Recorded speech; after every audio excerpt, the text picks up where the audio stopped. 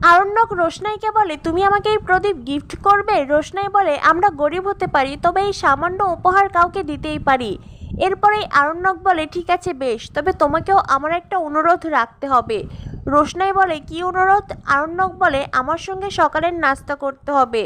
রোশনাই বলে, না না, আমি পারবো না। আরণ্যক বলে, কেন? আমি তোমার গিফট নিলাম আর তুমি আমার অনুরোধ রাখবে না?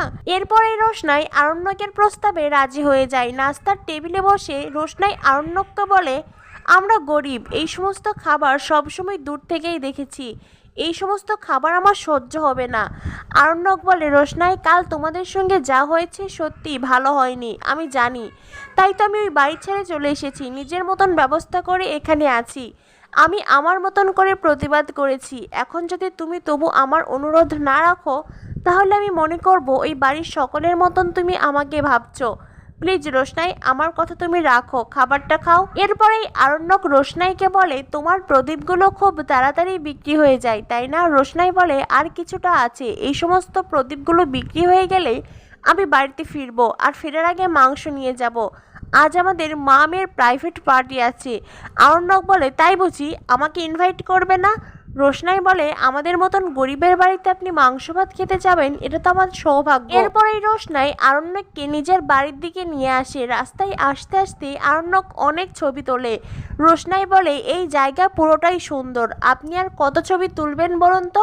আরণ্যক বলে, ছবিই তো তুলছি। এরপরেই আরণ্যক রোশনাইকে বলে, তুমি ওখানেই দাঁড়াও, তোমার একটা ছবি তুলবো। রোশনাই বলে, না না, আমি এখানে দাঁড়াবো না, একদমই দাঁড়াবো না। এই বলে রোশনাই ছটফট করতে করতে সিঁড়ি বেয়ে নামতেই একটা ছেলে রোশনাইকে ধাক্কা দেয়। তখনই আরণ্যক রোশনাইকে ধরে ফেলে আর একটা রোমান্টিক দৃশ্যের সৃষ্টি হয়। আরণ্যক ছেলেটার প্রতি ভীষণ রেগে যায়। রোশনাই বলে, আরে কিছু না, আমার কিছু হয়নি।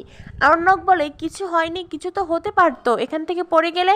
রোশনাই বলে, কি আর হতো, হাত পা ভেঙে যেত। আরণ্যক বলে, মানে? রোশনাই বলে, ও কিছু না, আমার কিচ্ছু হয়নি, চলুন, এই নদীটা পার হলেই আমাদের বাড়ি।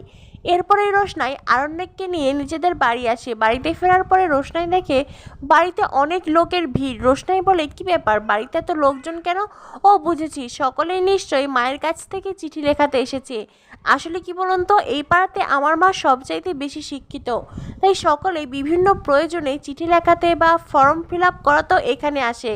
এরপরে রোশনাই ঘরে গিয়ে রোশনাইয়ের মাকে ডাকতে থাকে। তখনই তার একজন প্রতিবেশী কাঁদতে কাঁদতে বলে, রোশনাই, তোর মা আর নেই। একথা শোনার পরে রোশনাই মা বলে চিৎকার দেয়। তখনই আরণ্যক ঘরে ছুটে যায়। আরণ্যক রোশনাইকে বলে, রোশনাই প্লিজ তুমি শান্ত হও, হয়তো বা উনি সেন্সলেস হয়ে গেছেন, ডক্টর আসছেন, ডক্টর এসে দেখলেই দেখবে সব কিছু ঠিক হয়ে যাবে। এদিকে রোশনাইদের একজন প্রতিবেশী রোশনাইয়ের মামা প্রকাশের কাছে ফোন দেয়।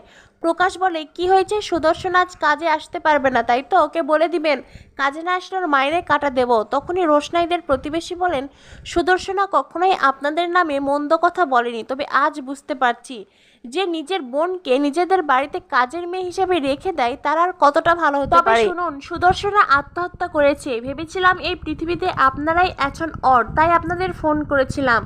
এখন মনে হচ্ছে আপনাদের কাছে ফোন না করলেই ভালো হতো।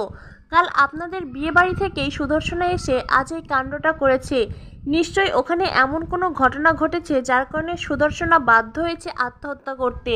আমরা কিন্তু এর প্রতিবাদ করবই, গরিব বলে আমরা থেমে থাকবো না। আমরা সুদর্শনার আত্মহত্যার বিচার চাইব। এই বলেই লোকটা ফোন কেটে দেয়। এদিকে প্রকাশ তো ভীষণ ঘাবড়ে যায়। রোশনাই নিজের মাকে জড়িয়ে ধরে ভীষণই কান্না করছে। তখনই ডক্টর আসেন। রোশনাই উঠে দাঁড়ায়। ডক্টর এসে দেখে বলেন, আমার আর কিছুই করার নেই।